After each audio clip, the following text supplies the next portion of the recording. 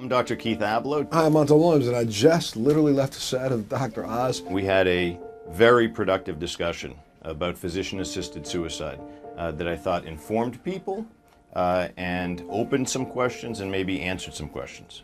I think the overall show was incredible because Dr. Oz did exactly what he sets out to do in every single one of his shows, and that is put a panel together that will spark and stimulate conversation and discussion. I think the show went very well. I think people got to speak their minds. I think the gathering of folks from so many different perspectives allowed us to look at things in a short space of time that are highly complicated. You may not agree with everybody who was on the panel, but what you're going to find is that you're going to get more information than you've ever gotten in 1 hour on this topic, and it may help you start to define the longer conversation you should be having about this issue yourself. I've met Montel Williams before. I like Montel Williams. I think he's got the wrong ideas on this issue. I honor the fact that he's struggled and that he's suffered and that he's helped a lot of people. But on this issue, that's where we part company.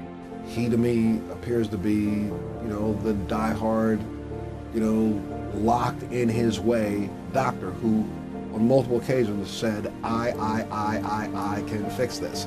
Well, I isn't in my head and not laying in that bed with me when I'm the one suffering. And so, I think we'll just have to leave this with, we agree to disagree. Nothing that the man presented suggested to me that we ought to change the current general view that this is a tremendously bad idea.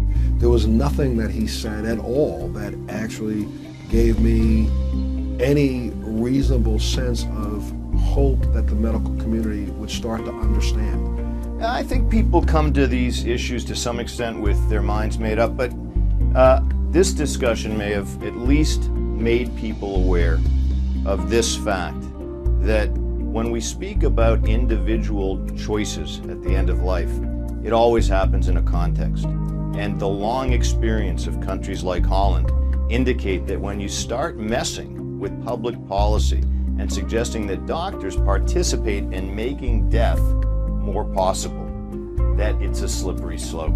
If there was one thing that I would like to add that I said on the show is that, and this is where Keith Ablow is correct, there are so many people out there who, the course of their day-to-day, go through so much suffering, not necessarily from pain, but from emotional stress and other things, that they make a conscious decision to commit suicide, again, not based on the right amount of information, not knowing that there's somebody out there that might be able to help them because of their emotional issue.